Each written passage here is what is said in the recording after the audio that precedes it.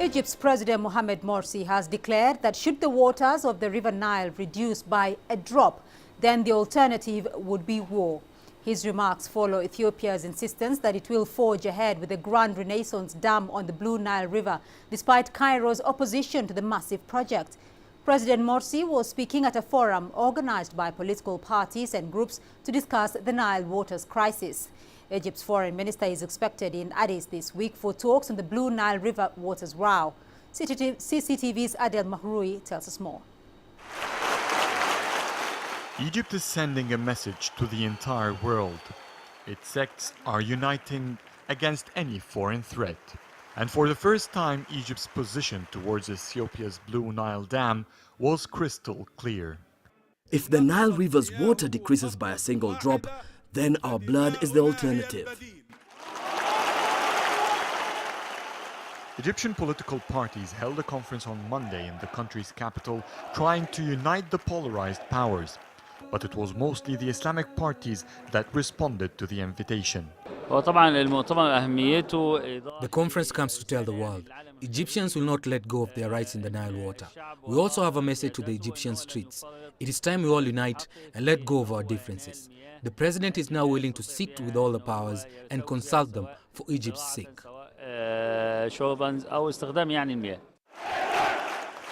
The presidency earlier announced that Egypt's official position on Ethiopia's dam will be announced after the country studies the tri-state report on its impacts. State media then said that the report was not in the country's favor. I assure you that all options to deal with this are on the table. We stressed tens of times that Egyptians with their revolution came with a message of peace to this world. We are not callers for war, but we never accept a threat on our security, whether in water or anywhere else. The Egyptian president, while acknowledging, albeit remotely, Ethiopia's right to initiate development projects, was categorical that the government in Cairo would support such endeavors as long as they did not interfere with Egypt's inherited right to the waters of the River Nile. To my brothers in Africa, and particularly the Nile Basin countries, especially the Ethiopian people, Egypt is seeking to stress mutual respect and unify the friendly relations with Africa. We support development and cooperation that guarantees prosperity for all. Our efforts have a basic principle. We don't mind establishing developmental projects for Nile Basin countries, but on the condition that these projects would not affect or harm the historic and legal rights for Egypt or any other country. Our destiny is one. Earlier on Monday, Egypt's Prime Minister also spoke to the parliament on the government's approach to tackle the Nile crisis. Earlier last week, Addis Ababa summoned Egypt's ambassador to Cairo for an explanation after a discussion by several Egyptian politicians mulling over the prospects of war or even supporting rebel elements against the Ethiopian government leaked on air. In the past 2 years, Egypt's Africa Fund has prioritized Nile Basin countries. Morsi's indirect threat has been praised among the Egyptian streets. But despite his firm words, he also prioritized dialogue. Meanwhile, most of the government's Africa Fund has been used to build 146 projects in Sudan, which still keeps Egypt away from the water's source nations. Adel Mahroui, CCTV, Cairo. Well, let's get more on this developing story from CCTV's Adel Mahroui, who's joining us now live from Cairo. Adel, President Morsi is talking tough. Would you say there is an appetite for war in Egypt over the Nile, or is this just plain political speak? Well, it's definitely a political move from Egypt. Egypt wants to give a message, not only the president wanted to give it to its people, but the entire region, that Egypt is not willing to be stepped upon.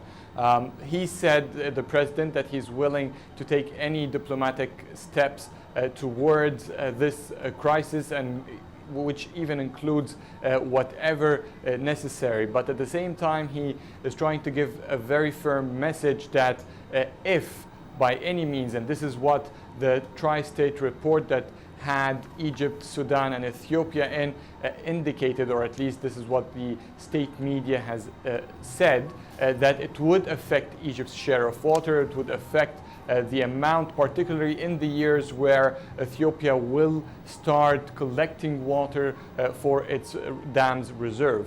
So this is an indication that the president is not willing to take anything, but at the same time he's giving a message that if this has been affected, Egypt will take any possible measures to prevent it from happening.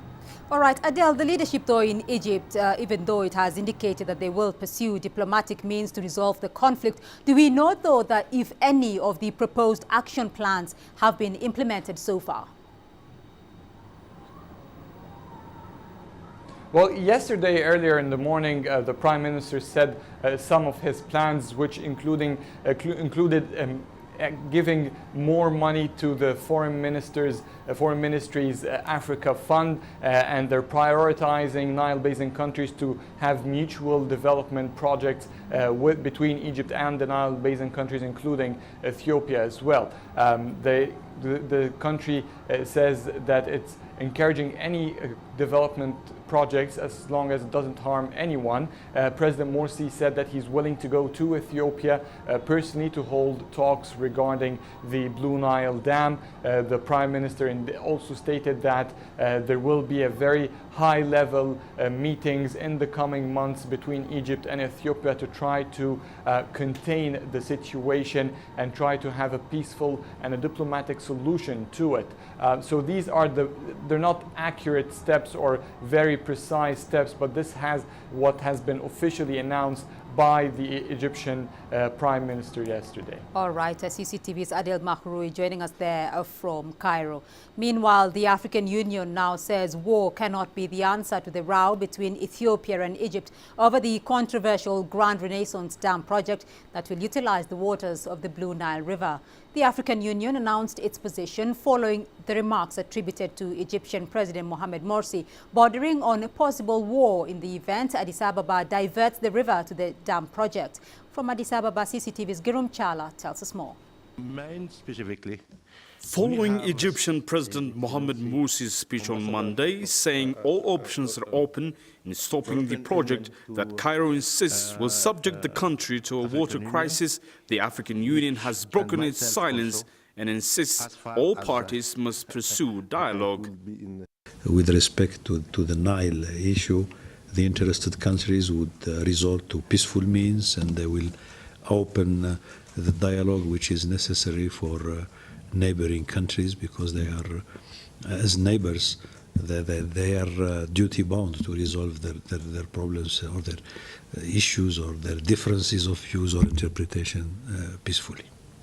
While Egypt feels rather strongly about the dam project, Ethiopia too has expressed its reluctance to forego the $4 billion worth project, which Addis insists will make it a major electricity supplier on the continent, and no one can dare stop them from their mission. Addis Ababa says Renaissance Dam construction will not curtail the flow of water to Egypt. Many, including the European Union, feel that it is time the international community moves in to calm tensions.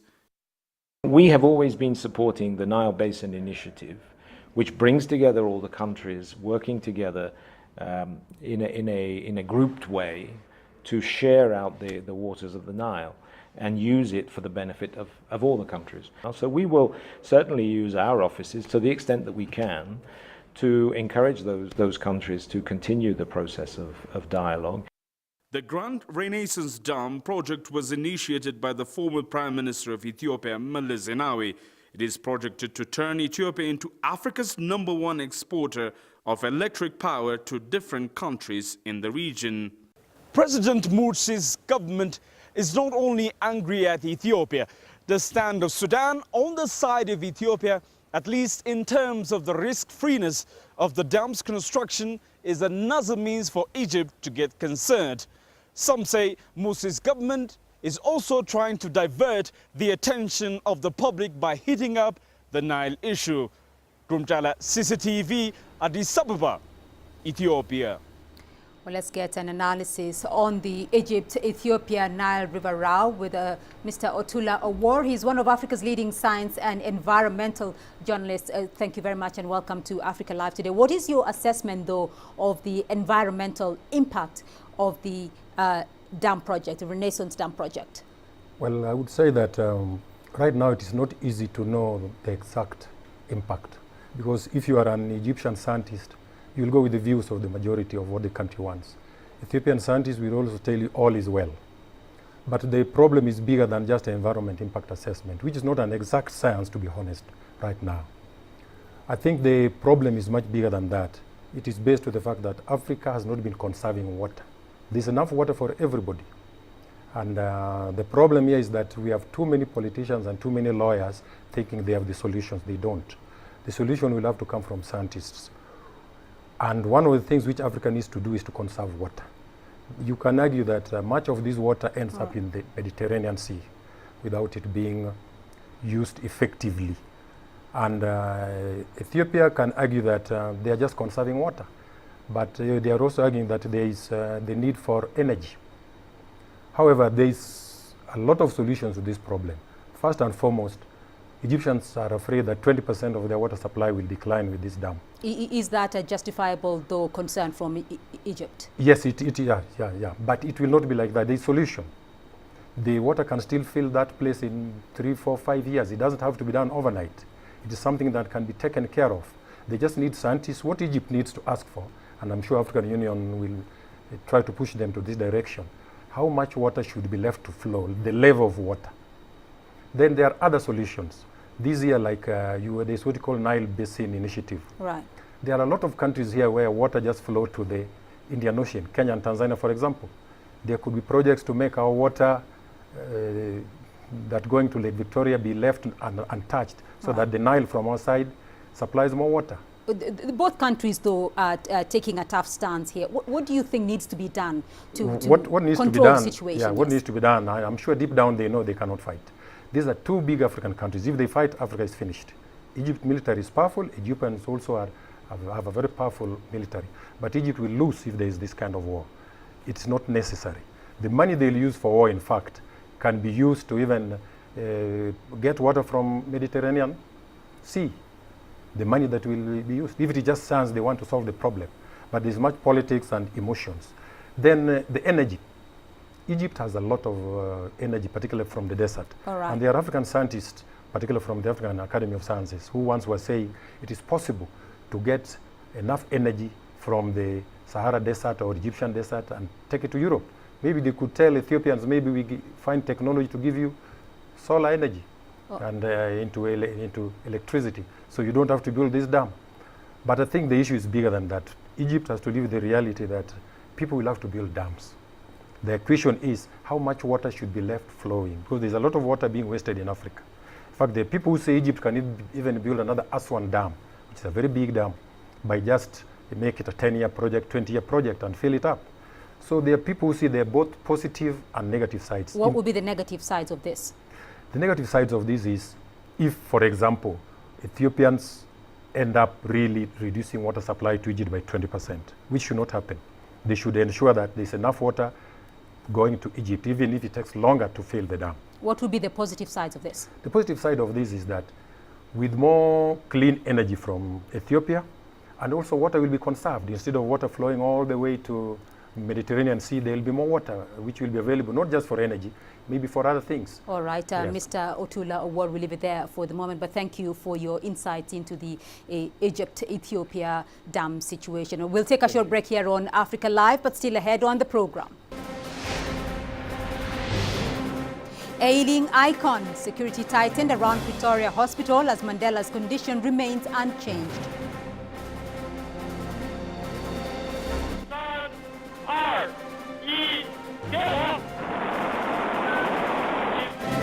China's Shenzhou 10 spacecraft is launched into space to dock with the Tiangong-1 space lab.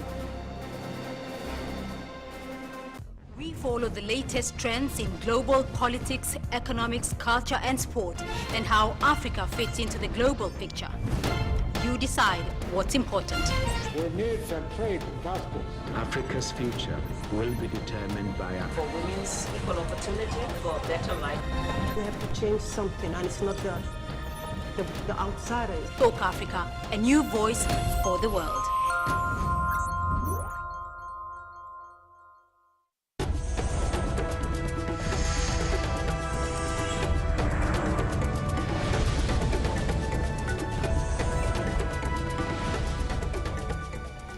Former South African President and anti-apartheid leader Nelson Mandela remained in a serious but stable condition in a Pretoria hospital on Tuesday after 4 days of treatment for a lung infection. South Africa's President Jacob Zuma has confirmed having met Mandela's doctors on Monday night, who updated him on Mandela's condition. President Zuma, through his spokesperson Mark Maharaj, expressed full confidence in the medical team, saying he was satisfied that they are doing their best to make Madiba better. Police tightened security around Pretoria's Mediclinic Heart Hospital, where Mandela is believed to be undergoing treatment. Now, about a dozen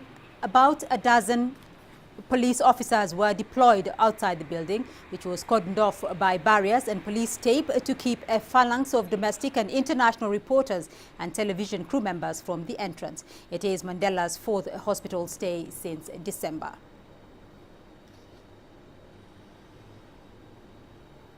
Well, to give us the latest on Mandela's health situation, we're joined live by CCTV's Guy Henderson from Johannesburg. Guy, what is the latest on Mandela's health?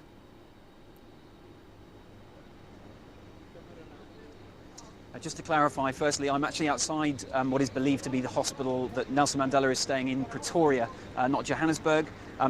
Really, at this stage, we don't know more than what the presidency is saying. It's just those 3 brief statements. The first one that came on Saturday, that Saturday morning, where we merely heard that he had been admitted to hospital and that he remained in a serious but stable condition.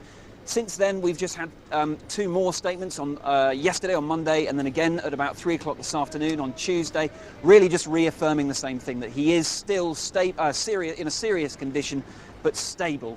Now, almost inevitably, when Mr. Mandela has these health scares, they are accompanied on social media networks by quite often very unfounded rumours. But the facts this time around do still appear to suggest that while he's not necessarily getting any better at this stage, neither is there any indication that his health is deteriorating particularly rapidly. We have seen on Tuesday afternoon him receiving various visitors at the hospital. For example, just a few hours ago, his former wife, Winnie Mandela, as well as her daughter, Zinzi, drove in through this door.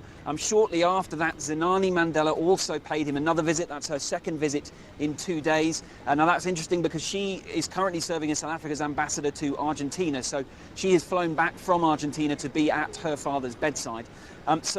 A change in approach, I think, as well from those friends and relatives as they visit. In the past, they've been whisked in through the back door, and there's never been any confirmation that Mr. Mandela has been staying at this particular hospital. But this time around, no attempt really to hide the fact that relatives are coming into this hospital. No official confirmation, although there were reports that the police service had confirmed this as the location. No, they do dispute that and say that that they haven't confirmed that. But certainly relatives being a lot more open as they come into this hospital in Pretoria. Guy, relatives, as you say, are in full view there as they visit Mandela. But we understand also that there is tight security at the Pretoria hospital where he is receiving intensive care. What has prompted this approach?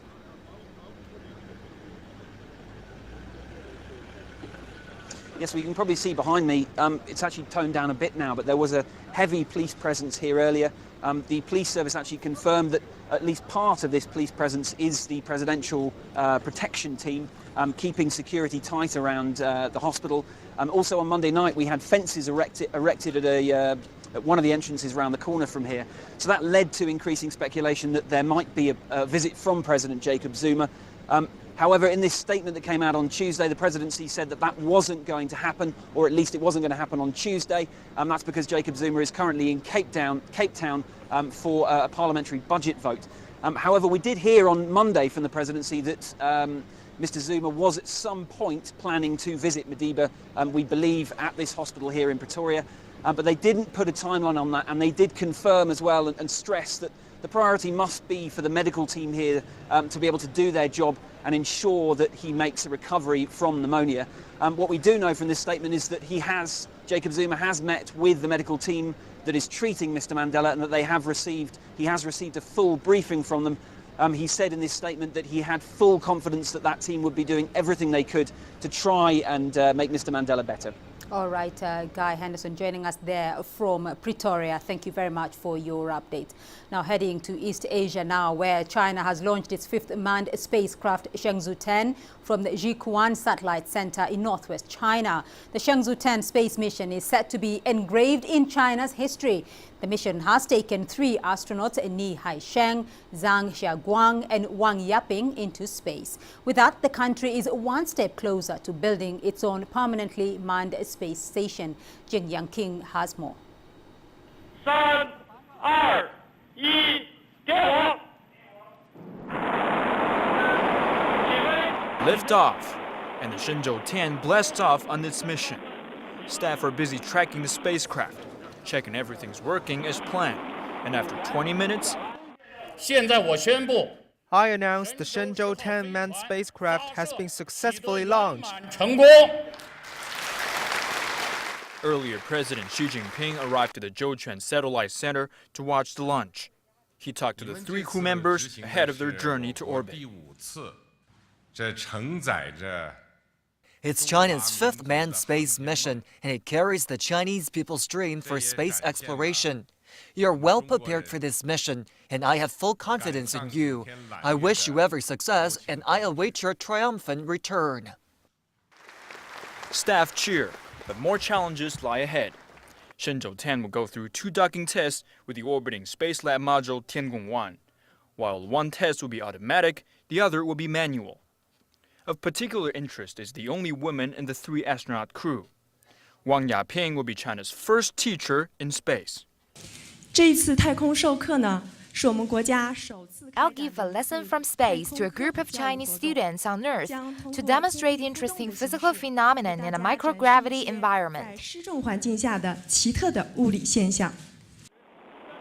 The 3 astronauts will spend 15 days in orbit before returning to Earth. Jin Chao, CCTV. Well, China's manned space program is planned to take place in 3 phases. The first phase is the launch of a manned spacecraft. Successful flights by Shenzhou 5 and 6 marked the accomplishment of the first phase.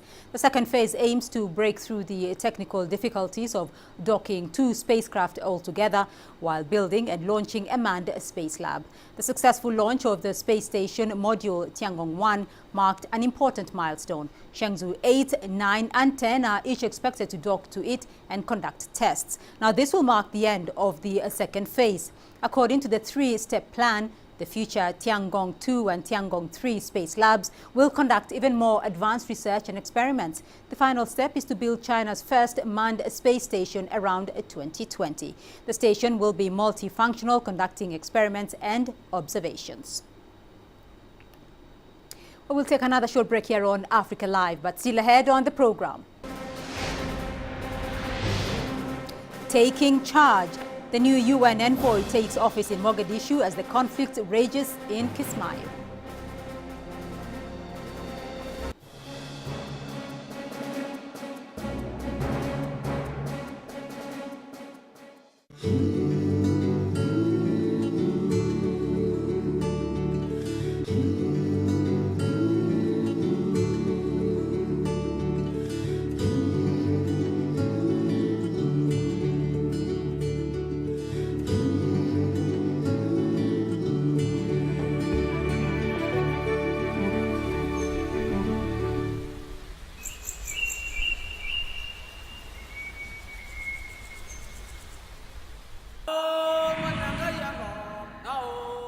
Africa, an amazing world, is coming closer to us. A new voice. We have made an excellent beginning. A new view.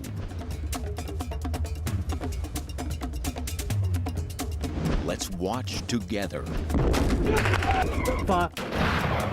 We deliver news and views. Let's explore together.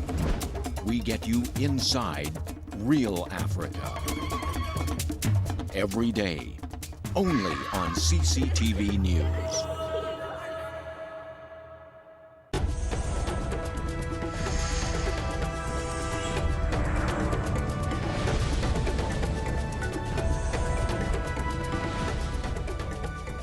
A new UN assistance mission for Somalia has been established to replace the former United Nations Political Office for Somalia.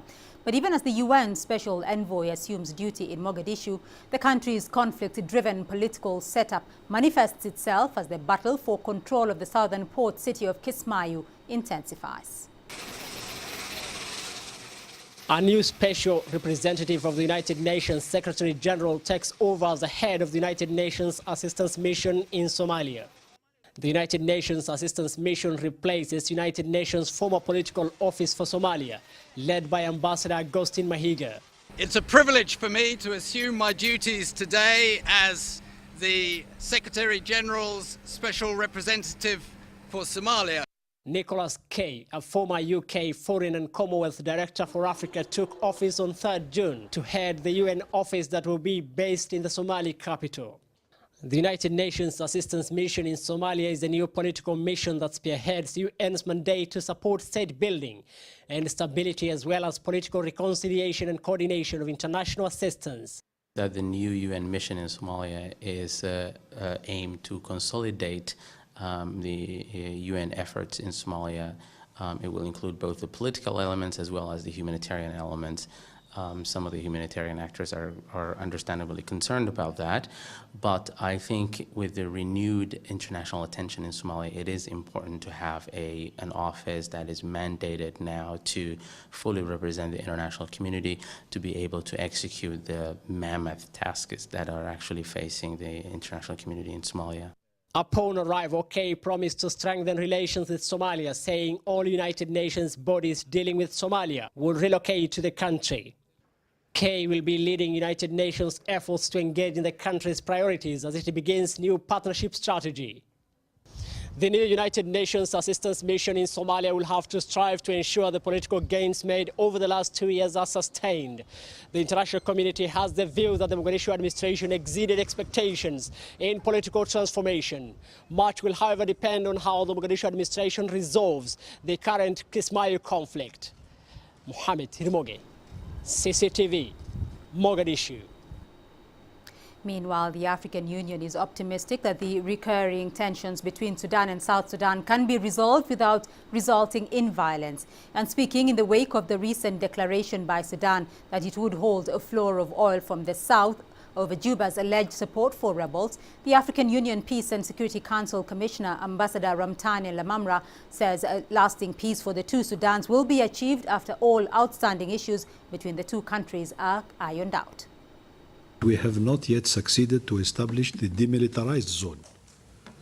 And as you know, the high-level implementation panel has decided that the central line that will be used to determine the demilitarized zone would not be considered as an international border.